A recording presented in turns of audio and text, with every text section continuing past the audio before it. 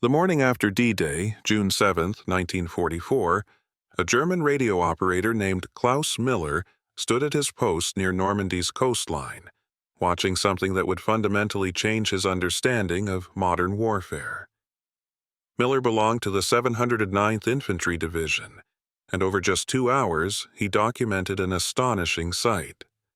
117 identical American military vehicles rolling inland from Utah Beach. Each one looked brand new, as if it had just left the assembly line moments before.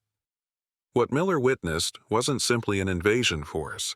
He was seeing the physical evidence of an industrial revolution in warfare that would completely overturn everything the German military leadership believed about how wars were fought and won. The Americans called these vehicles jeeps, and they were arriving by the thousands, revealing a terrifying reality.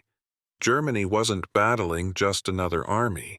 They were facing an entire industrial empire that had transformed combat into a form of mass production. The jeeps began landing with the initial assault waves driven straight off the landing ship tanks that crossed the English Channel in seemingly infinite convoys. A single LST could transport up to 30 fully assembled jeeps, and hundreds of these vessels were unloading their cargo along the Norman beaches. These vehicles came from 2 manufacturers, Willys Overland Motor Company in Toledo, Ohio, and Ford Motor Company in Dearborn, Michigan. Their official military designation was Truck 1-Ton 4x4 Command Reconnaissance, but to the German soldiers observing this mechanical flood pouring onto French territory, they represented something far more threatening. Proof of an industrial capability that seemed almost impossible to comprehend. Captain Vera Linderman, commanding the 3rd Company of the 919th Grenadier Regiment, captured this shock in his after-action report from June 9, 1944. He wrote that the enemy possessed vehicles in the same quantities his forces reserved for ammunition rounds. Every American unit, down to the smallest squad, appeared to have motorized transportation. He noted destroying 12 of their reconnaissance vehicles one day, only to count 40 in that same area the very next morning.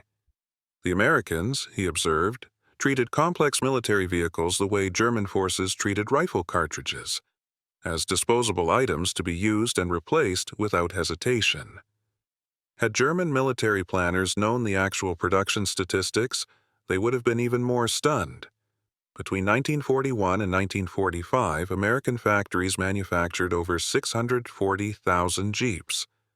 During peak production periods, Willys Overland and Ford were completing one vehicle every 90 seconds on their assembly lines. This single vehicle type accounted for 1/4 of all American military motor transport production. Germany, by comparison, had managed to produce barely 50,000 Kübelwagens, their equivalent vehicle, during the entire war.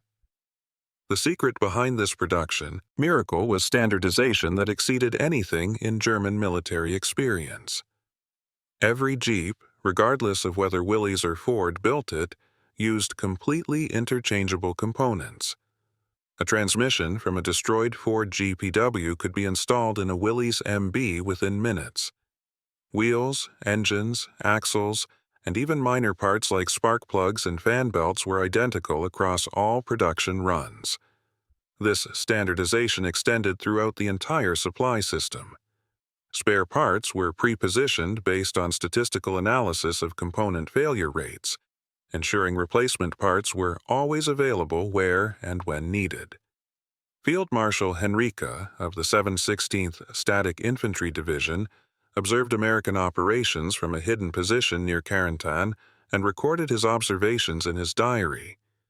He wrote that the Americans didn't repair their vehicles in the traditional sense.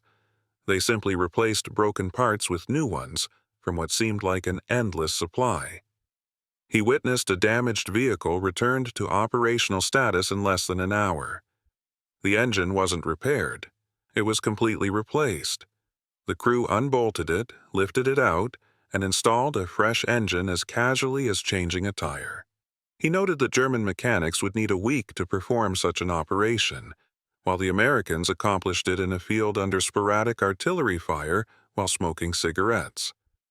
The German military mindset, trained in the tradition of preserving and maintaining every piece of equipment, struggled to understand the American approach. In the Wehrmacht, a vehicle was assigned to a unit and carefully tracked throughout its entire service life. Losing a vehicle through carelessness was a court-martial offense. Mechanical problems were diagnosed with precision, and parts were carefully repaired or even manufactured by hand when replacements weren't available. The Kubelwagen required factory-trained mechanics for any significant maintenance work. The Americans operated on completely different principles. They had calculated that a Jeep's expected combat lifespan was 90 days and planned their logistics accordingly. Rather than investing in elaborate repair facilities near the front lines, they simply manufactured replacements in quantities that exceeded any possible loss rate. When a Jeep sustained damage beyond immediate field repair, it was stripped of usable parts and abandoned. A new vehicle would arrive within hours or days, delivered by the continuous convoys connecting the beaches to the advancing forces. Lieutenant Colonel Otto von Schroeder, serving as Chief of Staff for the 352nd Infantry Division, captured this German bewilderment in a letter to his wife. He wrote that the Americans fought what he called a rich man's war, expending vehicles the way German forces expended ammunition. He described watching a Jeep strike a mine. The crew emerged unhurt, transferred their equipment to another vehicle that appeared within minutes, and continued their mission. The destroyed Jeep was simply pushed to the roadside and forgotten. In the German army, he explained, such a loss would require reports, investigations, and weeks of effort to obtain a replacement. By June 10th, American forces had landed over 12,000 vehicles in Normandy, with Jeeps comprising the largest single category. These vehicles transformed the battlefield in ways German doctrine hadn't anticipated. American reconnaissance units penetrated German defensive lines with unprecedented speed and flexibility. Artillery forward observers in Jeeps could rapidly relocate, making German counter-battery fire nearly impossible. Supply units maintained continuous contact with advancing forces, eliminating the pauses for consolidation and resupply that German commanders had expected to exploit. The Jeep's capabilities compounded German difficulties. With its four-wheel drive and low weight, it could traverse terrain that German planners had considered impassable for vehicles. The Norman Bocage country, with its sunken roads and thick hedgerows, should have channeled American vehicles into prepared kill zones. Instead, Jeeps simply drove through fields, over embankments, and around obstacles, creating their own road network independent of the mapped routes German forces had prepared to defend.